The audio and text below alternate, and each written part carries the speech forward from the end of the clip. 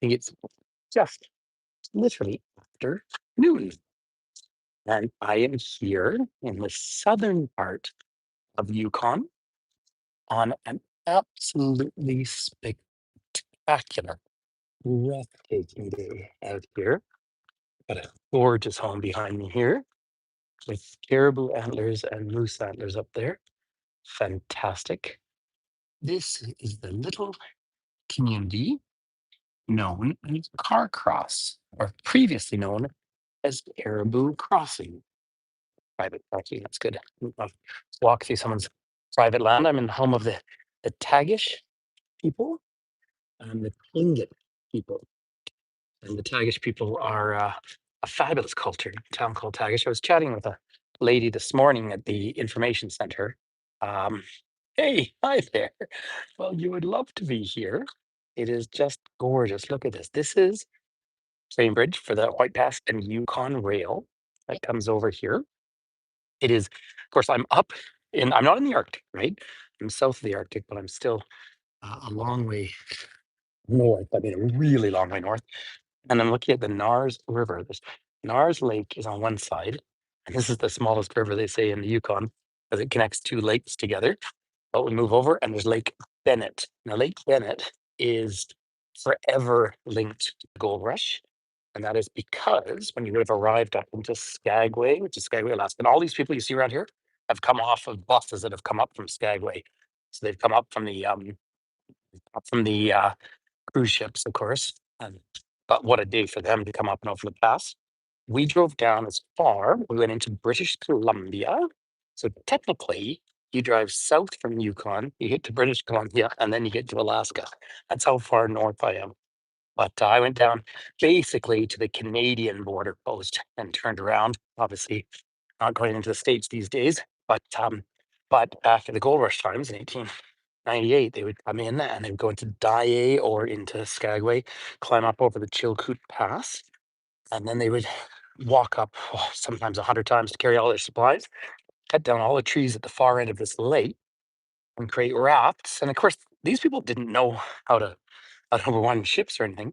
And they'd come all the way up here and they'd get onto the Yukon River and they would travel another 600 kilometers or so high there. And they'd make their way eventually up to the Klondike, up to Dawson City. Now you'll notice that I'm walking along all this beautiful sand. So just about a 5-minute drive north of Carcross is what they call the world's smallest desert. And so we didn't stop in the desert on the way down this morning because it was cool, but now it is warm. I mean, really warm. It's like say probably 24, 25 degrees.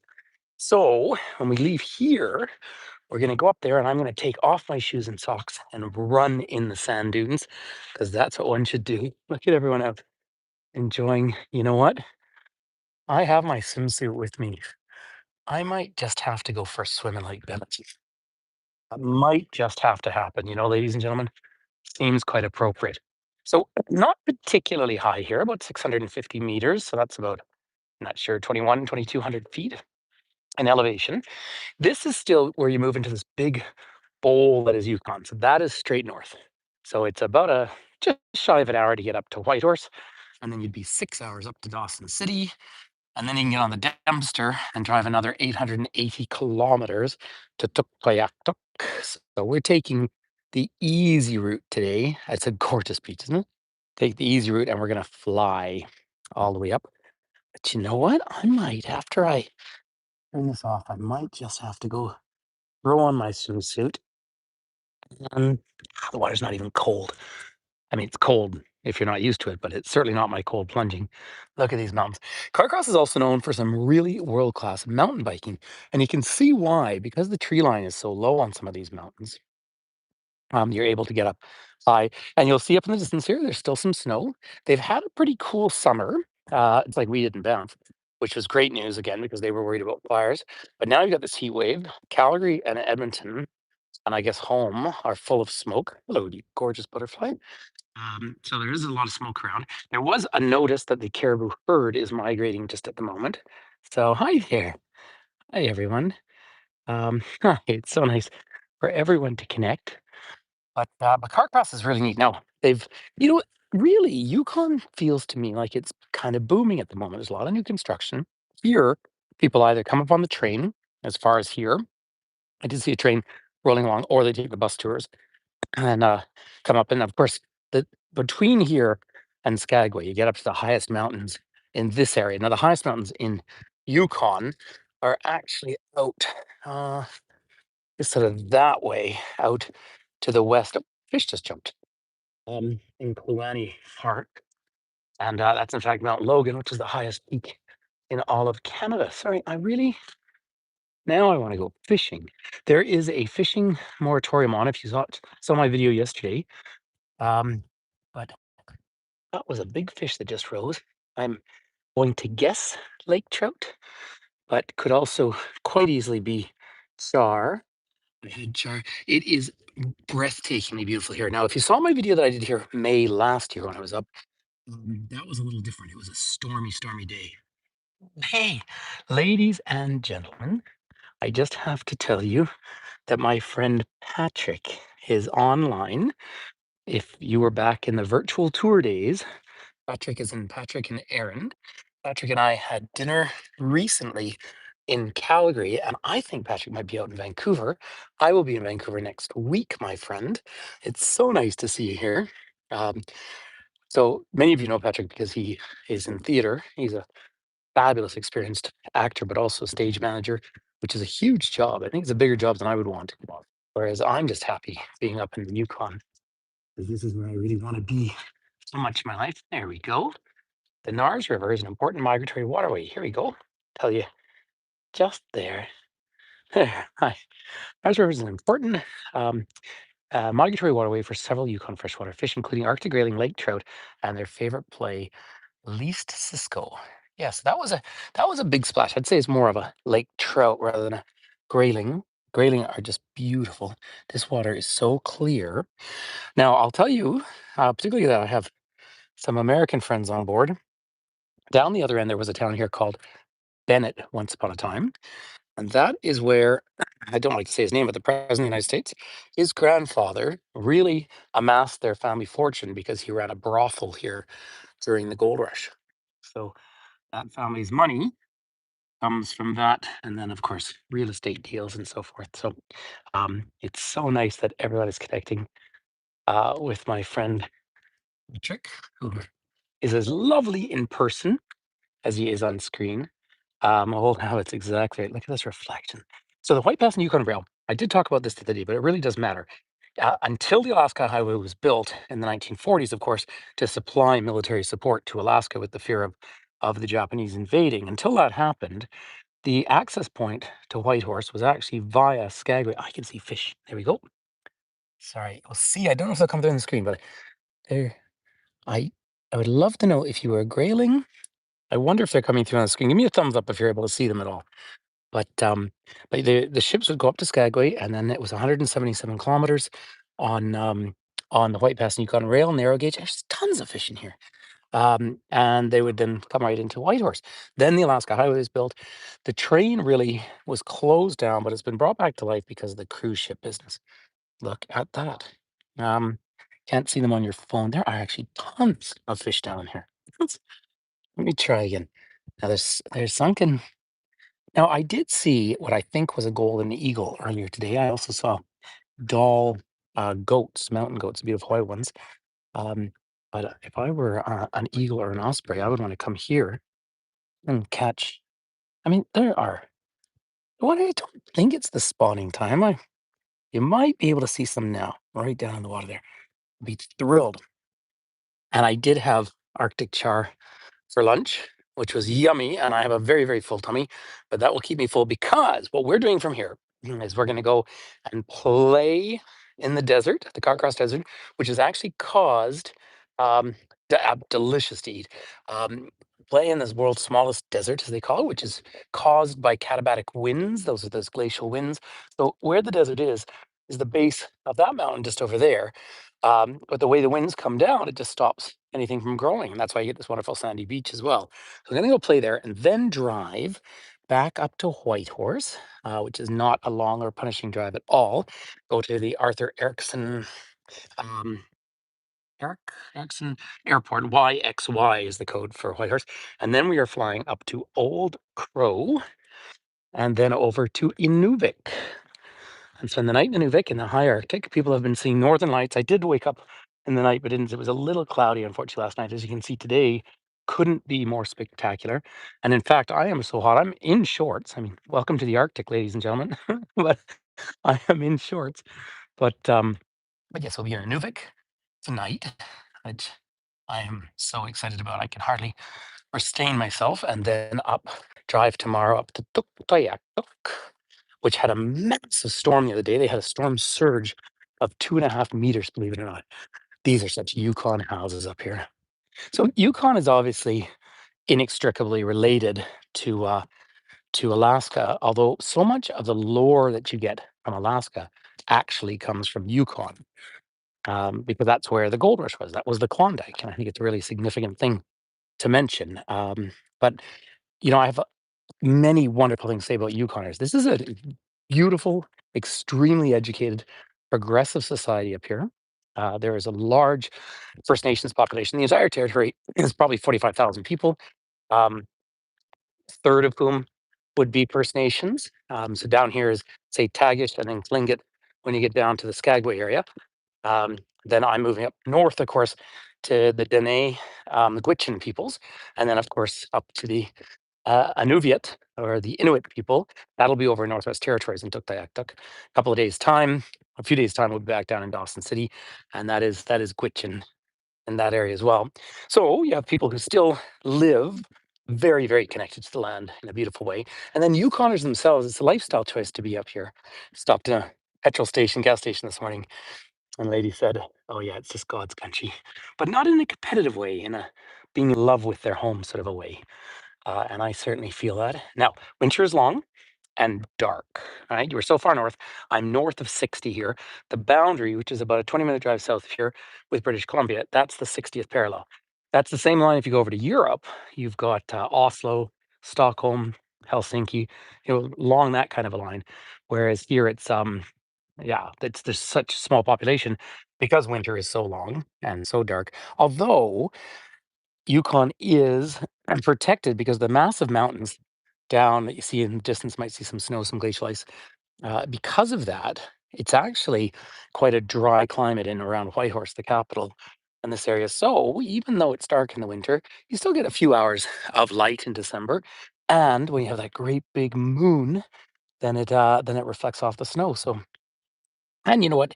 2 hour flight down to Vancouver, and then 2 more hours and you're on the beach in Mexico. So heck, there's always a way out. So I'm still looking. All of the logs and all of the wood that's down in the lake here in Bennett Lake will have all gone back to the times of the gold rush.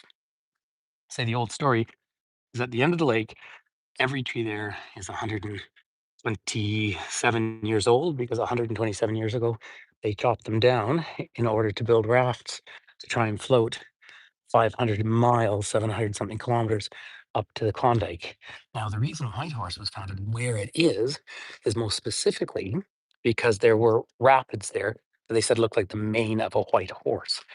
And that is where a tramway was built during the gold rush, but also the Northwest Mounted Police, the Canadian Mounties, really ran the territory at that time and made sure people were protected enough so that they didn't drown going through the rapids. And that's why Whitehorse is where it is. And then, of course, when the Alaska Highway comes here in the 1940s, of course, that changes the game enormously. I'm just looking out here because there's so many little bubbles of water coming up. I doubt that's fish. I expect that's something else coming up and through. Yesterday, we walked along Miles Canyon, which is old basalt columns from a lava flow somewhere about 3 million years ago. So, anyone who has not been to Yukon needs to put this on your list. In a different time, I would go down and spend a night or even 2 nights down in Skagway. The drive down to Alaska is just beautiful from here. Um, just at the moment, avoiding the border, sadly. But boy, oh boy, I wouldn't mind getting out to the lake. So let's just wander into town for a second. Of course, the old transportation up here in this part of the world was was by paddle wheeler, and it was up in Yukon here. It was the old SS Klondike was the last paddle wheeler in Canada used as public transportation. And of course, in the winter, you traveled by by dog sled. But let's just come see this plaque for a second here, which is the natural history. The community of Carcross is located in a spectacular setting at the northern end of Lake Bennett. The area is rich in wildlife, fish, and natural vegetation. Because of the winds that blow almost constantly down the lake, the temperatures are moderated, especially in the winter. Quite lovely. This is the time of year this is fireweed, by the way, which is already topped out. So that's where it's topped out. And fireweed, you can collect the leaves off. Tastes a bit like arugula, a little more bitter. Here's Canada Post. There you go. Let's have let's see the real Yukon style houses. And these log cabins are beautiful, but can you imagine how dark it would be in the wintertime? But in the summer, you have nearly endless light. Now, for all my tour guide friends in the world, look at all the buses lined up. It's so funny. You really hardly see any tour coaches in Whitehorse or north of Whitehorse. But out here, because this is only about an hour and a quarter drive from Skagway, people book day trips to come up on these buses. Creates a ton of work. The drive is gorgeous, and it has infused some wealth into this town. Where I had this beautiful sandwich of char, and my traveling companion had Alaskan cod for lunch. And they've got little shops. Now everything's more expensive because it's priced around the cruise ships. But hey, people have to earn a living. I'm going to cut down across here. We have the old general store, the oldest operating general store on the right in Yukon. Makes sense, really. And of course, the whole world changed when Dawson City was founded. Some of you will have seen my tours last year up in Dawson, and I cannot wait to share them with you again this year. People from Dawson have been posting pictures in the Northern Lights as well. So pretty neat. But the old paddle wheeler over here in Carcross, I remember over 20 years ago, they spent a huge amount of money fixing it up, and then it had a fire. I'll give you a sense. I did do a private virtual tour yesterday, and I hung out around the SS Klondike there in in Whitehorse. By the way, if you know much about Canadian literature and so forth, you might know Pierre Berton, famous Canadian writer, passed away in 2004. He was born in Dawson City, and there's a statue to him that I just love, like the old train engineer and that narrow gauge train. And they say that when the train was finished, the White Pass and Yukon Rail was finished, that was the end of the gold rush. Isn't that amazing? So this puts it in some perspective. There we go. So right now, Bennett Lake is what we've just been looking at. Nars Lake out here, right? And then Little Nars River. But Tagish Lake out on the side. Atlin, I've never been down there. I really want to go. This is actually British Columbia, and there's the border with Alaska. So Skagway is up at the Lynn Canal, which is the longest fjord in the world. So that's just a short little bit. And then there's Haines. People didn't live in Skagway. It was the windy place in the old Tlingit language. Haines is where the indigenous people lived. And that's one of the biggest salmon runs in the whole wide world. And you can see, they'd be starting now, actually, the salmon run. You can see up to 5,000 eagles. Isn't that just incredible? But, oh, look at this. Arctic aster. Isn't that interesting? I wouldn't have called that an Arctic aster. There, you learn something every day, unless someone made up that sign. I don't think they did, though. So I'll wander along and I'll show you the remnants of the old paddle wheeler here. And then it's going to be time to go out and play in the desert. So there we are. James Skookum Jim Mason. Skookum Jim, a Tagish of the, I'll say, Dalahousie clan, and the Wolf moiety found a nugget on a Rabbit Bonanza Creek in August 1896 that began the Klondike Gold Rush and changed the history of the Yukon. He made the discovery while on a journey down the Yukon River to find his sister Kate and her husband George Carmack. Renowned for his legendary exploits and physical abilities, Skookum Strong Jim believed his frog spirit had guided him to gold. He became very rich, but remained a generous man who never forgot his obligations to his community, and he was Tagish First Nation. Pretty cool, hey? And here it is, just for everyone's reference, in their language right there. So he was only, look at that. Yep, 56 years of age when he died, but there it is in their language. And the lady at the info center that I was chatting with this morning is Tagish, and she said they're doing language classes, particularly with the kids. Tagish language is considered a threatened language, and so it would be wonderful if they can preserve it. Tagish still live in two distinct areas around here, so you can certainly Google First Nation of Yukon. So here's the Tutsi Memorial over here. So the Tagish, there we are. There we go. These are the clan. It's interesting to me they use the word clan up here. Tends to be the part of Canada I'm from. First Nations groups refer to themselves as bands, not tribes, incidentally. There you go, mechanical equipment. So here is an old steam wheeler. Isn't it lovely? Um, there. Hey, everyone. So yes, my traveling companion is off visiting the shops at the moment, but it's nice to try and do. I've been trying to do at least one video every day because it just creates a record of all these places. You cut in and out of reception even more than home, but as soon as you drive out of a community here, very, very quickly you lose reception. But I seem to hold a YouTube video longer here in Yukon than I do back home in the Rockies. Um, that's but a busy day in Yukon is a quiet day everywhere else in the world. That's kind of the way it is. And you'll notice all these little shops, beautiful art on them in the distance. They're all really designed now around around the people who come up from the cruise ships, but it creates a lot of seasonal labor. In fact, the lady who served us over at the bistro is from southern Manitoba. Always fun to ask, and they say, "How was your year?" And she said, "Yeah, it comes from very, very flat land. So waking up to this sort of environment every day is just worth it." There's the old paddle wheeler at the back there. They have a maximum speed, has been explained to me, because they eventually will kick up so much foam that they can't go any faster. There's a maximum speed to them. Used to be from Whitehorse up to Dawson City. I think it was as fast as 2.5 days, but it was about 4 days to come down because you had to power back up the river. And the Yukon River, which has its source right up here, is a massive river. It's 3,200 kilometers. It's about 2,000 miles, and it empties out into the Bering Sea, of course. And here's the old tracks. Here are the narrow gauge of the White Pass. It's like saying it goes right into down. Well, it used to go right into the city center, of course. No more. Only goes up as far as here. And so it goes into a yard. Look at these giant trees. Do you know when you get down to Haines, which is down by Skagway, say the older town, the more indigenous town, you actually have giant cedars down there. Like a whole different environment down that canal. But that is the Pacific Ocean. Now, tomorrow night, I will be sleeping on the edge of the Arctic Ocean. And so if I choose never to come back, I'm sure you'll understand why. Although I'm going to be in very flat land tomorrow, we'll be in the delta of the Mackenzie River system. That is the second largest water system on Turtle Island here in North America after the Mississippi. And so that massive delta that forms. But I'm just going to come over to the bridge.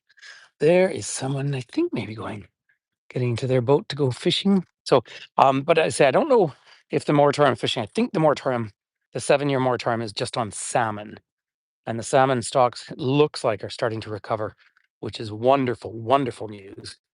Um, I do like cold water. I do like cold water. Absolutely. In fact, I have got I've got 2 shirts on right now, and I am too hot.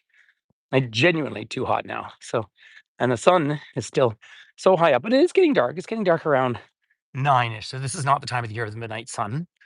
Um, for there are strange things done in the midnight sun by the men who moil for gold. The northern lights have seen queer sights, but the queerest they ever did see was the night on the marge, Lake Labarge, where I cremated Sam McGee. Lake Labarge, incidentally, is about 1 hour north of Whitehorse. So that's pretty neat. Now, by the way, we made a stop earlier today, a place that I had swum before, but there was a great big bear warning. Now, there are the woodland caribou. They're on the move right now. So it's an important time for caribou, an important time for First Nations. By the way, you always know you're in the Klondike when you get the license plates from Yukon here with the gold panner on it. So I was asked a question the other day whether the gold history is just kind of lore for tourists, but absolutely not. Monuments to it everywhere around. There's mining still drives the economy up here. So it's a big, big part of it. Um, it's a big, diverse thing. Look at that. Do not disturb. Swans at work. They must not be here now, but I get swans about twice a year from home. Yeah, lake trout, grayling, and pike. Those are not pike I was looking at before. So you got a daily limit. There you go. So they obviously they're fishing them. It's great fun. Gosh, it's beautiful. And that is an indigenous community right across the way there, uh, in Tagish. Yes, Tagish. There's a little town sign for Carcross. Look at the colors up on the hills as well. Oh, goodness me. I've been looking so forward to this particular day because I love this area down here. If I were to live in Whitehorse, which again, don't count out. Oh, there's an eagle. Hold on. Uh, I would be driving south all the time. Just south of here. There's so much outdoor stuff to do. Now, it'll take me a minute just to zoom in on it, but there's an eagle standing on an old wood pylon out there. So first of all, those reflections are breathtaking. Now let's bring you in here. There you go. That is an eagle, white head, right out there, probably having a grand old time because there are so many fish. Oh, that was another eagle. That was not that one, but I could hear another eagle. Isn't that neat? Just tell me if you were able to see that eagle, please. 'Cause it sure is a lovely thing to see. I'm going to I have to find my traveling companion and bring them over here to have a look. Eagle, and there's snow up in the mountains as well. Gosh, it's just so gorgeous. So it's going to be cooler up in the Arctic. Oui, hey, salut, bonjour. Friends from all over. Hey, great. Oh, Patrick, it's so nice to have you here. You'll have to send me a message because say I'm flying down on the I think late on the 8th, get into Vancouver. So hope you're still. Yeah, she's in the shops, of course, but that's okay. There's I mean, one of the neat things is these artisans up here are local and they're indigenous. So, you know, I might even buy something up in the north. I might just do it anyway. It's so lovely to connect with everyone. Feel free always on your social media to share these videos if you don't mind. And just keep slowly growing our page. I'm only 1 million subscribers away from being able to do this as a job. But there we go. There's that. Once again, there's that eagle. Zoom is good. That lovely to see. All right, ladies and gentlemen, I hope you all have a wonderful, wonderful day wherever you are in the world. But if anybody asks where I am, all you do is just sing to them, say, he's long gone to the Yukon. Those northern lights we want to see. Long, long gone to the Yukon, boy. The Yukon is calling to me. So, peace and love from one of the most beautiful places that this beautiful planet of ours can make. I'm sure you agree on a day like today. I got to Zoom. There we are. Lots of love. Take care. See you soon.